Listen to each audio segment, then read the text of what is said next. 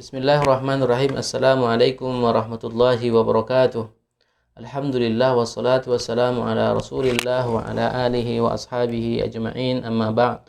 Kaum muslimin dan muslimat yang dirahmati Allah Subhanahu wa taala, kita lanjutkan kembali kajian fikih kita. Pada pertemuan yang mulia ini kita masuk pada tema yang baru, yaitu terkait dengan salat Id. Salat Id, baik itu Idul Adha ataupun Idul Fitri. Dan Id sendiri dalam agama kita merupakan bagian dari syiar agama. Kenapa dinamakan Id? Karena berulang-ulang. Sebagaimana disebutkan, yutlaqul idu ala kulli ma yu'adu wa takarrara. Hal-hal yang sifatnya berulang-ulang itu bisa dikategorikan hari raya ataupun hari Id. Dan dalam agama kita, agama Islam, hanya ada dua hari raya. Apa itu? Idul Fitri dan Idul Adha. Selebihnya tidak ada. Kalaupun ingin dimasukkan, satu lagi adalah hari Jumat di setiap pekannya. Sebagaimana yang disabdakan Rasulullah Shallallahu Alaihi Wasallam, di mana suatu ketika Rasulullah Shallallahu Alaihi Wasallam datang ke kota Madinah dan mendapati penduduk Madinah sedang berhari raya, bersenang-senang. Rasulullah bertanya, ma hadzani al-yaumani, ma hadzani al-yaumani, apa dua hari yang kalian jadikan sebagai hari untuk bersenang-senang, dan seterusnya. Qalu, para penduduk Madinah ketika itu menjawab, kunna nal'abu fihima fil jahiliyah. Dulu di masa jahiliyah kami menggunakannya karena kami memanfaatkan dua hari tersebut untuk bermain-main, untuk bersenang-senang dan seterusnya. Kemudian Rasulullah Shallallahu Alaihi Wasallam mengatakan, innallaha qad abadalakum bihima khairan minhuma. Sungguhnya Allah Subhanahu wa taala telah mengganti bagi kalian dua hari raya, ganti daripada dua hari yang kalian gunakan bersenang-senang ataupun bermain-main di masa jahiliyah. Yaumal Adha wa Yaumal Fitri, yaitu hari Yaumal Adha, hari raya Idul Adha, wa Yaumal Fitri, dan juga hari raya Idul Fitri. Jadi sekali lagi, dalam agama kita hanya ada dua hari raya dalam satu tahunnya, yaitu Idul Fitri dan juga Idul Adha.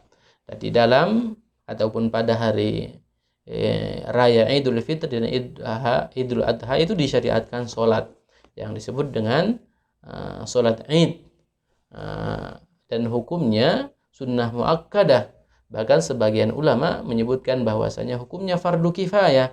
Artinya kalau di satu daerah tidak dilaksanakan dan tidak diselenggarakan hari raya ataupun sholat hari raya Idul Fitri ataupun Idul Adha, maka penduduk kampung tersebut melaksanakan maksiat ataupun berdosa. Kenapa?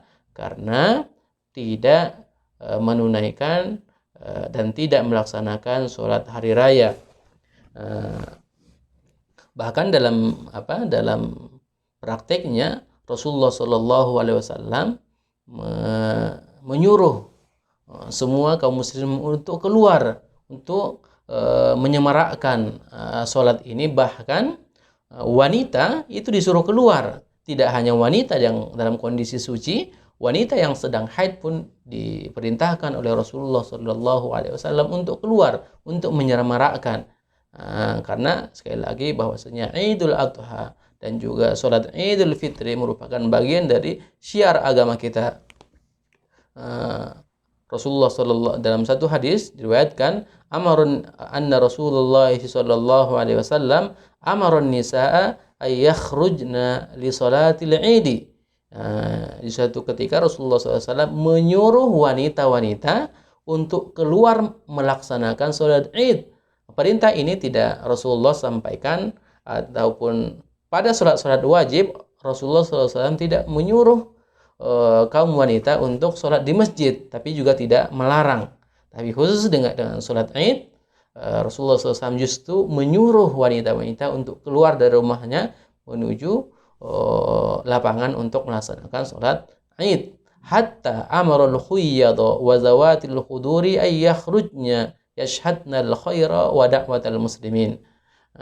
Sehingga Rasulullah pun menyuruh orang-orang yang dalam kondisi wanita-wanita dalam kondisi haid untuk keluar menyemarakkan sholat hari raya ini. Begitu juga wanita-wanita yang belum menikah, yashhadnal khair, untuk mempersaksikan kebaikan-kebaikan dan juga seruan kaum muslimin. Wa amarul huyyatu ayyatazilnal musalla. Nah, meskipun pada prakteknya orang-orang ataupun wanita-wanita yang haid tersebut tidak memasuki shaf ataupun tempat sholat, yang pasti mereka keluar dari rumah mereka untuk menyemarakkan syiar ataupun salah satu syiar dalam agama kita, yaitu sholat Id. Kaum muslimin yang dirahmati Allah Subhanahu wa taala, terkait dengan sholat Id, sebagaimana kita ketahui, sholat Id itu dilaksanakan ketika matahari sudah terbit, sekitar 1,5 jam sampai 2 jam setelah terlaksananya sholat subuh. Atau biar lebih mudah, waktu sholat Id adalah ketika waktu duha sudah masuk, dan sholat Id sendiri itu dilaksanakan dengan jumlah rakaatnya 2 rakaat. Di rakaat pertama jumlah takbirnya 7 takbir, sementara di rakaat kedua jumlah takbirnya 5 takbir, dan dilaksanakan setelah sholat itu ada khutbah. Berbeda dengan sholat Jumat. Kalau di sholat Jumat, khutbah itu dilaksanakan sebelum sholat Jumat ditunaikan, sementara di sholat Id pelaksanaan khutbahnya setelah sholat Id. Kaum muslimin yang dirahmati Allah Subhanahu wa taala, dan juga dalam sholat Id itu tidak dianjurkan dan tidak disyariatkan azan, begitu juga iqamah. Tak perlu ataupun tidak disyariatkan azan dan juga iqamah dalam sholat Id. Hanya cukup imam umpamanya menyuruhkan agar para jamaah merapikan shaf. Itu merupakan pertanda bahwa sholat Id akan dimulai. Kaum muslimin yang dirahmati Allah Subhanahu wa taala, tentunya di dalam ataupun ketika di hari raya, baik itu hari raya Id dan juga hari raya Idul Fitri ataupun Idul Adha, ada hal-hal yang disunnahkan. Yang pertama, mandi dan memakai pakaian yang paling bagus yang dimiliki. Mandi bersih-bersih, kemudian mengenakan pakaian yang paling bagus yang dimiliki, dan juga memakai wangi-wangian, hampir mirip dengan sunnah-sunnah yang disyariatkan di hari Jumat yang telah kita singgung pada pertemuan sebelumnya. Kemudian ketika di hari raya Idul Fitri, maka kita disunnahkan untuk memakan beberapa biji kurma sebelum berangkat sholat, ataupun mencicipi makanan.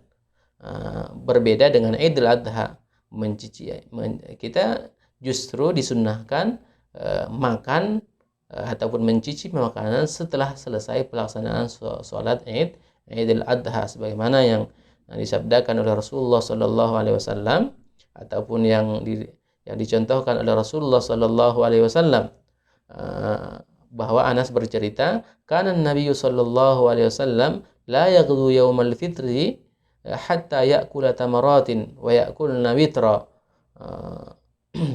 Bahwa Rasulullah Sallallahu Alaihi Wasallam tidak keluar dari rumahnya untuk melaksanakan sholat Id sampai dia memakan beberapa biji kurma. Disebutkan di sini wayakuluhunna witron. Rasulullah SAW memakan kurma itu dengan jumlah yang ganjil, apakah 3, 5 ataupun 7, 9 dan seterusnya. Adapun terkait dengan Yaumul Adha, wala ya'kulu yaumal adha hatta yarji'a, dan Rasulullah Shallallahu Alaihi Wasallam tidak makan dan juga tidak mencicipi makanan sampai Rasulullah Sallallahu Alaihi Wasallam pulang dari menunaikan sholat Idul Adha. Dan juga termasuk yang disunnahkan ketika kita ingin melaksanakan sholat Idul Adha, pulangnya kita dari jalan tertentu umpamanya, dan kembalinya kita ke rumah kita dengan jalan yang berbeda. Itu juga merupakan hal yang disunnahkan. Kita bedakan antara rute ataupun jalan kita menuju musola ataupun tempat kita melaksanakan sholat berbeda dengan jalan kita kembali ke rumah kita. Dan inilah yang dicontohkan oleh Rasulullah Shallallahu Alaihi Wasallam. Kemudian juga hal yang disunnahkan ketika hari raya ada bertakbir, Allahu Akbar, la ilaha illallah, Allahu Akbar, walillahil hamd. Takbir tersebut kita ulang-ulangi dan terus kita ulang-ulangi, baik itu ketika kita di rumah, di perjalanan, menunggu sholat dan seterusnya, mengagungkan Allah Subhanahu wa Ta'ala. Kaum muslimin yang dirahmati Allah Subhanahu wa Ta'ala, demikian sekilas penjelasan tentang hukum-hukum yang berkenaan dengan al-Id, khususnya sholat Idul Fitri dan juga sholat Idul Adha. Mudah-mudahan ada manfaatnya, kurang lebihnya mohon maaf. Wa sallallahu ala Muhammadin wa ala alihi wa ashabihi ajma'in. Wassalamualaikum warahmatullahi wabarakatuh.